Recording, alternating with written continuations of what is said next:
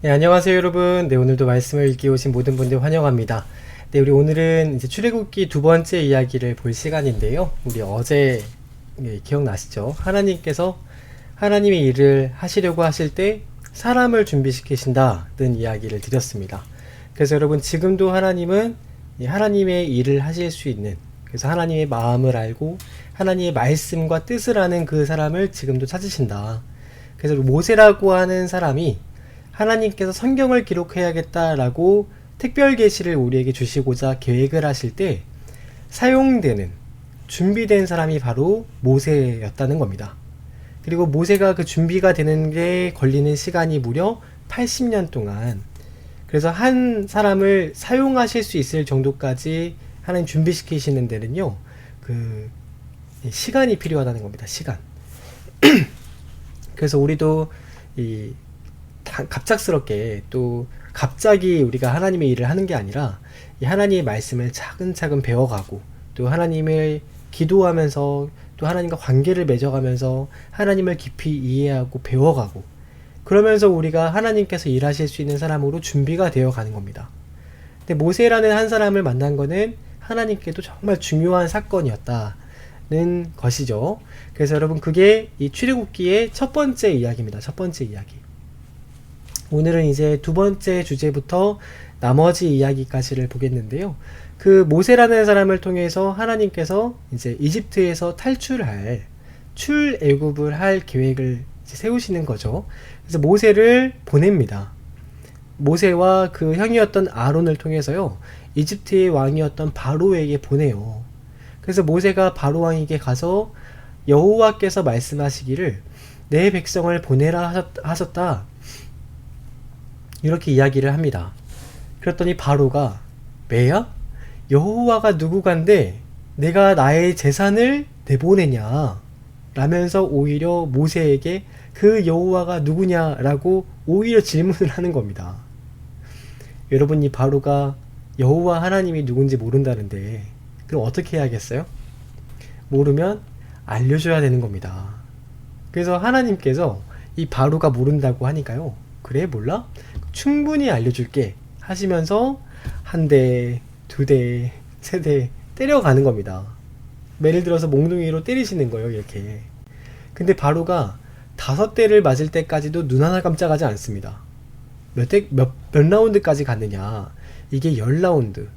무려 10라운드까지 가서 마지막에 그 이집트의 애굽의 모든 첫째 난 장자들이 다 죽을 때, 그때서야 바로가 항복을 하고 두 손 다 들었다. 그래서 여러분, 이 이야기가요, 바로가 하나님과 대결을 해서 10라운드 만에 뭐 하나님께서 겨우 판정승으로 이기셨다, 그런 이야기가 아니라요, 사실은 하나님께서 1라운드 만에 KO 시키실 수 있었는데 바로 그 바로 왕의 이 이집트의 손에 있는 이스라엘 백성들을 바로 끄집어낼 수도 있었는데, 지금 여기를 보고 있는 관객들이 참 많습니다. 바로 왕과 모세, 그리고 하나님과 바로 왕의 대결을 보고 있는 관객들이 굉장히 많거든요. 그 사람들이 관람료를 지불하고 보고 있으니까 빨리 항복을 해버리면 안 되겠죠. 그래서 여러분, 하나님께서요, 이 바로의 마음을 강팍하게 하셨다. 그래서 악인도 악인의 날에 하나님은 다 사용하신다라는 말씀이 있잖아요. 그러니까 바로가 어차피 지옥에 갈 지옥 백성인데, 하나님을 끝까지 믿지 않을 그 사람인데, 그 마음을 강팍하게 하셔서 10차례에 걸쳐서 하나님께서 하시는 그 일들을 보고 지금 이 사건을 바라보는 많은 사람들, 첫 번째로는 누구냐? 첫 번째로는 바로 왕과 그 이집트의 백성들입니다. 두 번째는 그거를 보고 있는 이스라엘 사람들, 그리고 세 번째는 우리입니다. 우리. 이 책을 읽고 또 오고 오는 많은 그리스도인들, 하나님을 앞으로 알아가야 할 사람들, 그 사람들에게 하나님께서 어떤 분이신가 하는 것을 알려주고 계시는 겁니다. 그걸 이제 뭐라고 하느냐? 하나님의 자신을 나타내시는 방법, 자기 계시라고 합니다. 그래서 여러분, 말씀을 보면은요, 보세요. 계속 그 하나님께서 모세에게 내가 이렇게 이렇게 하리니 그가 나를 여호와인 줄 알 것이다. 내가 이렇게 이렇게 하리니 그들이 나를 여호와인 줄 알리라. 그리고 나중에 사건이 다 끝나면은요, 여호와의 말씀과 같았더라. 여호와의 말씀과 같았더라. 말씀과 같았더라. 계속 10번을 반복하시는 겁니다. 10번을.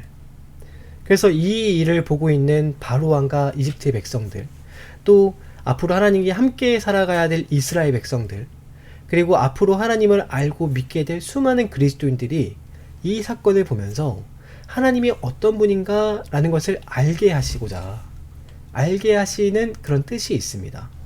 그래서 여러분, 여기 10가지 재앙들이 나타나잖아요. 우리 보통 외울 때 피, 개, 이, 파, 가, 종, 우매, 흑, 장 이라고 합니다. 이 10가지 재앙을 통해서 하나님께서 우리에게 말씀하시는 것은 하나님과 도박을 하면은 반드시 망한다. 하나님은 전능하신 하나님이시다. 하나님은 자신의 백성들, 자기에게 속한 사람들을 반드시 구원하시는 하나님이시다. 그 이야기를 많은 사람들에게, 이 사람들에게 알리고자 하시는 목적이 있습니다. 그래서 여러분, 지혜로운 사람은요, 성경과 역사를 통해서 어떤 사람이 얻어맞을 때 우리는 얻어맞지 않고 얻어맞는 사람들을 보면서 우리는 저렇게 하지 말아야지 라고 지혜를 배우는 사람이 지혜로운 사람입니다.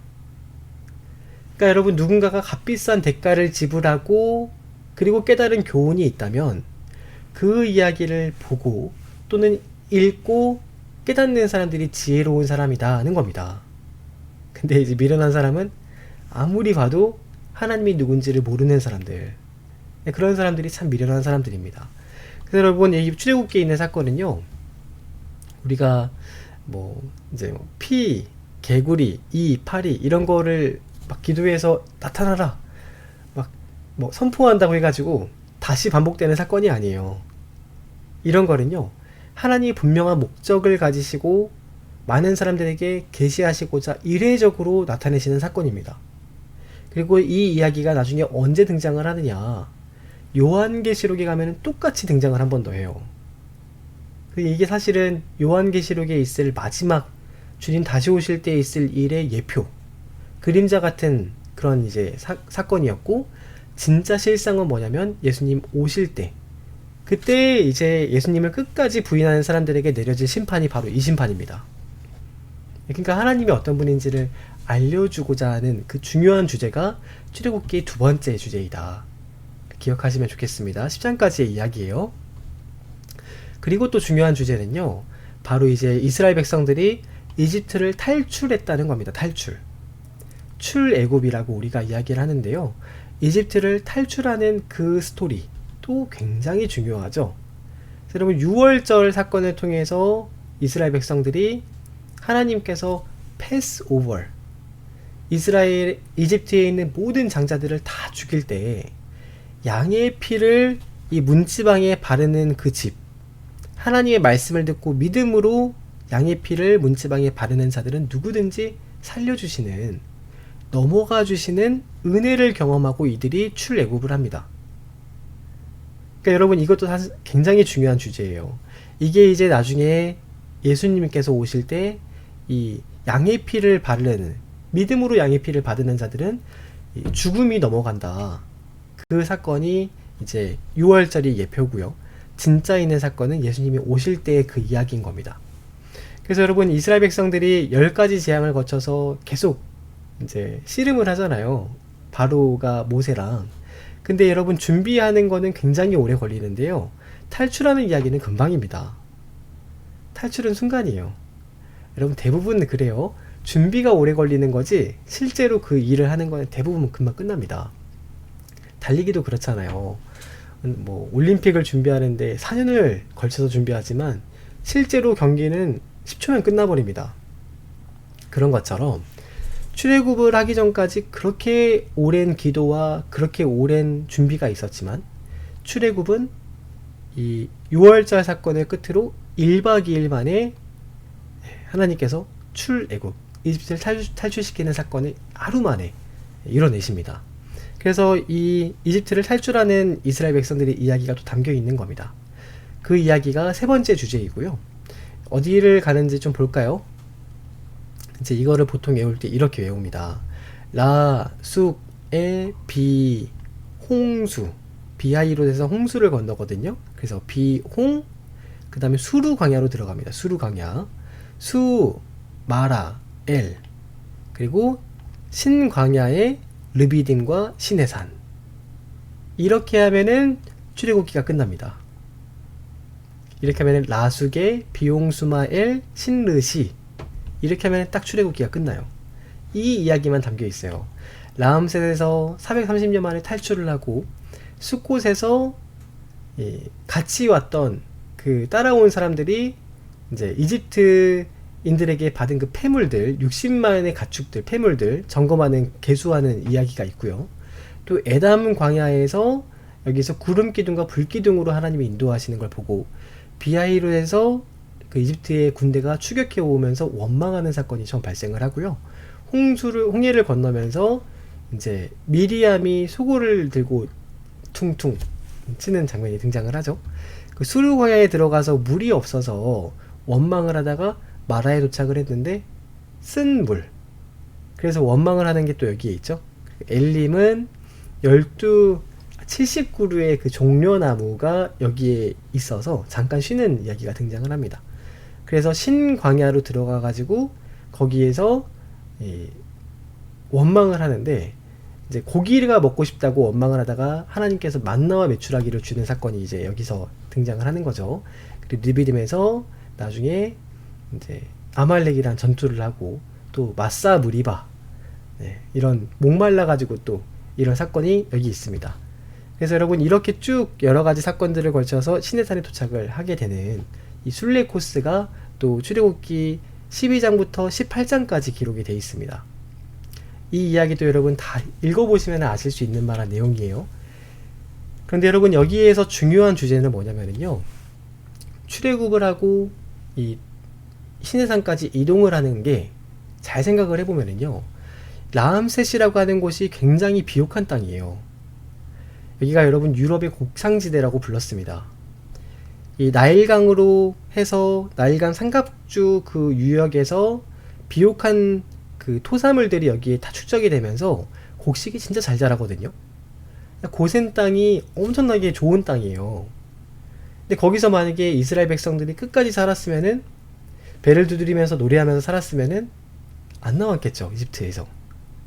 그러면은 안 나오면은 나중에 그 사람들이 그대로 이스라엘 사람이 아니라 이집트 사람들이 돼버렸을 거잖아요.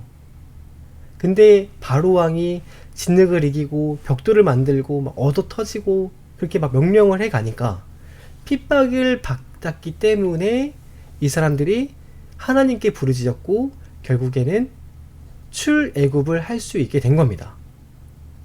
그렇게 생각을 해 본다면은요, 고센 땅에서 여러분 핍박이 있었기 때문에 비로소 이들이 탈출을 할 수 있었다. 탈출하지 못하면은 이 사람들이 히브리인들이 됐을 텐데, 여러분 라암셋을 출발해서 60일 만에 시내산에 도착할 수 있었던 것은 핍박도 하나님의 은혜였기 때문에 가능했다는 겁니다. 그래서 여러분 우리가 나이가 들어가면 이제 우리의 몸이 지치고 병들고 또 이제 귀도 그렇고 여러 장기들이 쇠약해지잖아요. 여러분 그렇게 해서 참 우리 육신이 쇠약해지는데, 여러분 그렇게 되는 이유가 뭔지 아세요? 하나님께서 여러분 우리가 이 땅에서 아무리 나이를 먹어도 우리 육신이 그대로고 또 우리 몸은 날로 더 좋아지고 우리의 힘은 더 강해지고 그러면은요, 누가 여러분 천국을 가고 싶어 하겠어요? 천국을 가고 싶어 하는 사람 아무도 안 계시겠죠.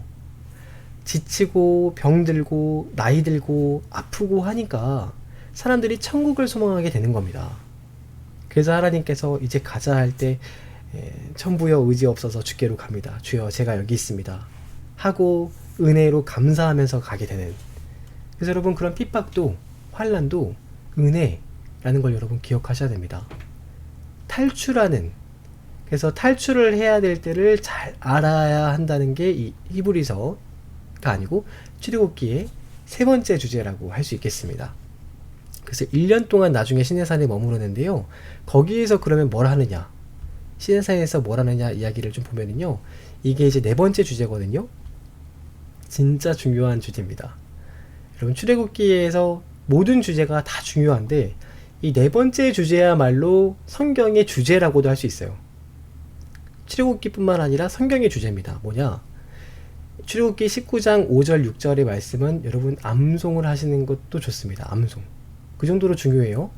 세계가 다 내게 속하였나니 너희가 내 말을 잘 듣고 내 언약을 지키면 너희는 모든 민족 중에서 나의 소유가 되겠다. 너희 이렇게 하기로 동의하느냐? 너희 이렇게 내 말을 잘 듣고 내 언약을 지키고 그래서 너희가 내 것이라는 것을 소유를 인정하겠느냐?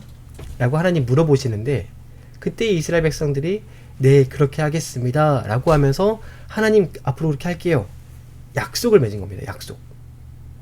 이걸 언약이라고 해요. 이 언약. 이게 시내산 언약입니다. 시내산 언약. 이때 맺은 약속이 여러분 구약 성경의 이스라엘의 역사를 좌우하는 그 약속이 된 거예요. 목사님이 창세기 설명드리기 전에 말씀을 드렸죠. 그 레위기, 이 출애굽 시내산 언약, 이 언약을 지키면은 복을 받고 지키지 못할 때는 하나님께서 돌아오라고 책망하시고, 그 이야기가 계속 전개된다고 말씀을 드렸죠. 근데 여러분, 중요한 거는요, 우리가 딱 세 가지만 하면 되는데요. 첫 번째는 세계가 다 하나님께 속했다는 거를 인정하는 겁니다. 인정. 근데 여러분, 모든 게 다 하나님의 것이다 는 거를 인정해야 되는데 사람들이 중요한 건 인정을 하나요? 인정을 하지 않나요? 예, 여러분, 인정하지 않습니다. 많은 사람들이 하나님이 우리의 주인이시다는 것을 누가 인정을 하나요? 거의 대부분 하지 않죠? 예, 그래서 여러분, 이 문제가 생기는 겁니다. 인류 역사의 문제는 거기서 시작이 되는 거예요. 주인을 알아보지 못하니까. 그래서 하나님께서 세상의 모든 사람들이 하나님을 주인인 것을 알지 못하니까 너희는 내 소유가 돼서 너희만큼이라도 내가 너희의 주인이라는 사실을 좀 알아달라, 그 말인 겁니다. 그래서 여러분, 내 말을 좀 들어달라. 내 말을. 그 내 말을 잘 들으라는 거잖아요. 그리고 나와 세운 언약을 잘 지켜라. 그럴 때 너희는 내 소유가 되겠다. 그래서 여러분, 언약을 지킨다는 게 무슨 말이냐면요, 약속을 하나님이 해서 그 약속을 지킬 수 있는 사람인지 지킬 수 없는 사람인지를 본다는 겁니다. 그 약속을 해서 약속을 지키는 사람을 하나님께서는 이 사람은 믿을 만한 사람이다, 이 사람은 충성된 사람이다, 이 사람은 신실한 사람이다, 이 사람은 성도다. 성도. 그게 여러분 그리스도인입니다. 그리스도인. 믿을 만한 사람, 변하지 않는 신실한 사람, 충성된 사람, 그 사람이 여러분 믿는 사람이에요. 믿는 사람. 그래서 여러분, 약속을 지킨다는 사람이 진짜 믿는 사람인 겁니다. 피스티오란 뜻이 헬라어로 성도란 뜻인데요, 이게 믿을 수 있는 사람이란 뜻이에요. 만약에 예를 들어볼게요. 목사님이 방주교회에서 이번 주 토요일 밤 8시에 만나자고 이야기를 했어요. 근데 밤에 밖에 엄청 비가 갑자기 토요일에 오는 겁니다. 근데 여러분 생각하시기를, 이 목사님은 비가 오면은 약속을 했지만 지키지 않을 사람이야 라고 생각을 하면은 안 나가겠죠. 그렇잖아요. 그런데 성국 목사님은 비가 오더라도 한 번 맺은 약속은 지키는 사람이야. 비가 오나 태풍이 부나 어떤 일이 있더라도 나올 거니까 나는 나가야 돼 라고 나오는 사람이 있는데, 그 사람은 목사님을 믿은 거죠. 맞죠? 목사님을 믿은 겁니다. 믿은 것. 그러니까 그 사람이 하나님과 세운 약속을 하나님은 반드시 지킨다라는 것을 믿었기 때문에 그렇게 신실하게 행동을 할 수 있었던 겁니다.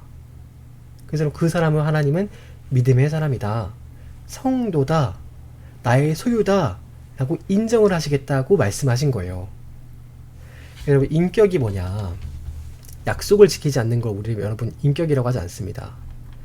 인격은 뭐냐면요, 약속을 지키는 거예요. 약속. 여러분, 강아지가 여기 있는데, 강아지가 목사님이 이제 강아지에게, 강아지야, 우리 내일 밤 10시에 교회에서 만나자. 그럼 강아지가 월 네 목사님 그렇게 하고 밤 10시에 오면은 큰일 나잖아요. 그렇게 절대 안 하죠. 왜냐? 강아지는 여러분 약속을 지킬 수가 없어요. 강아지에게 목사님이 너 라고 이야기를 할 때 강아지가 스스로 나 라고 인식을 할 수 있는 상태여야 그게 여러분 인격이라고 하는 겁니다. 대화가 가능한 사람, 대화가 가능한 상태. 근데 강아지는 절대 안 되죠. 그래서 여러분 약속을 해서 지킬 수 있는 사람. 근데 여러분 만약에 약속을 지키지 않으면 어디 가느냐. 만약에 우리 사회에서 다 약속을 했잖아요.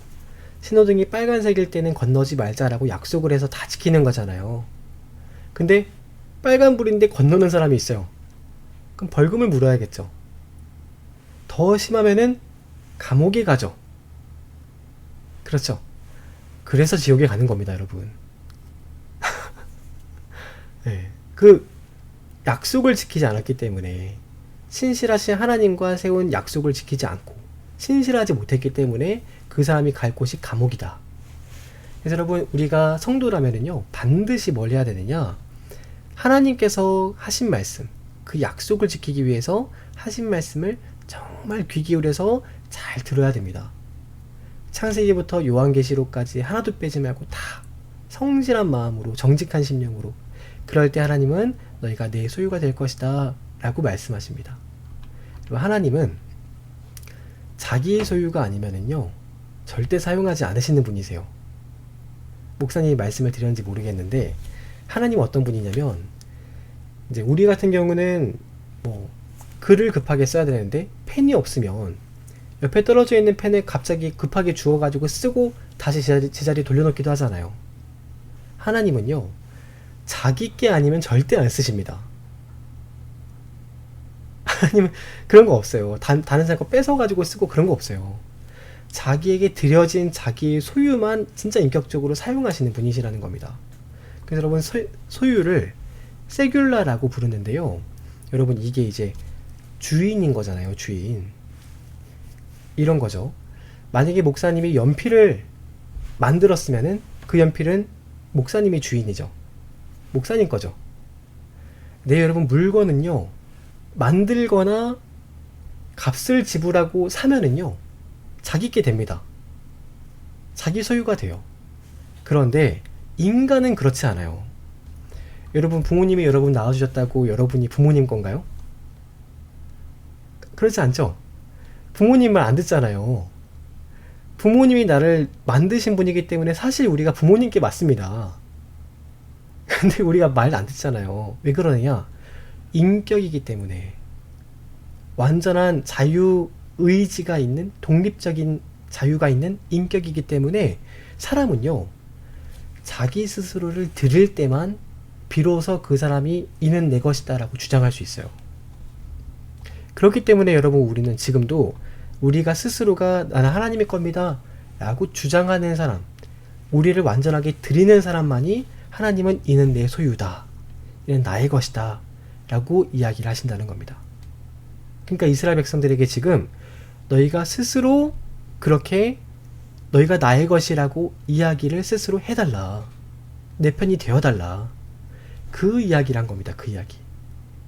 그리고 이게 바로 여러분 우리를 향하신 하나님의 이야기입니다.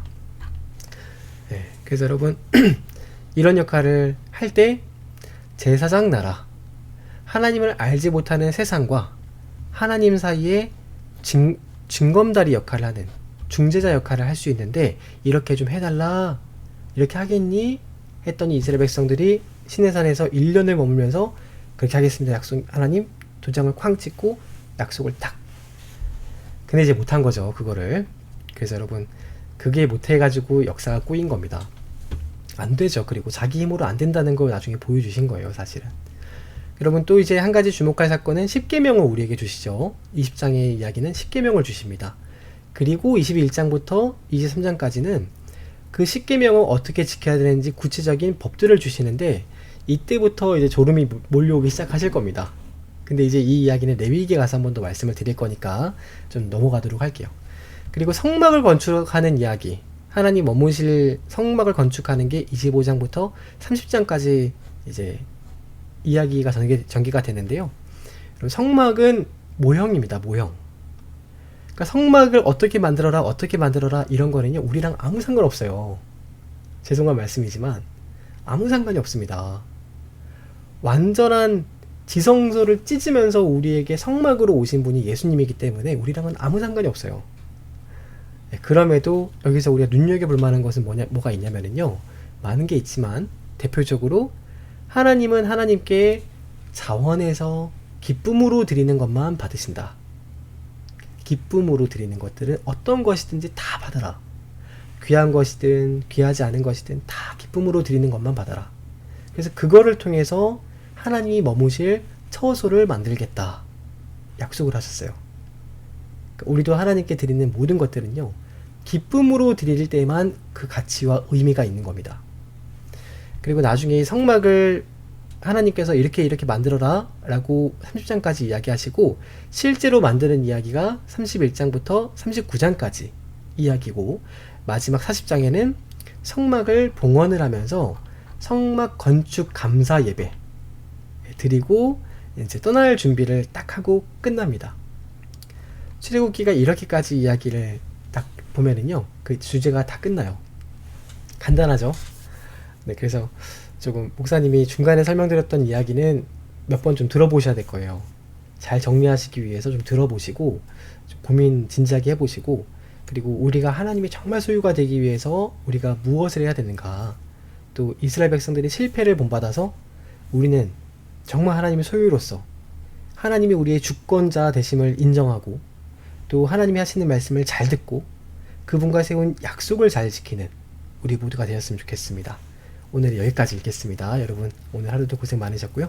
목사님 내일 이 시간에 같이 또 녹화로 또 말씀 보도록 하겠습니다.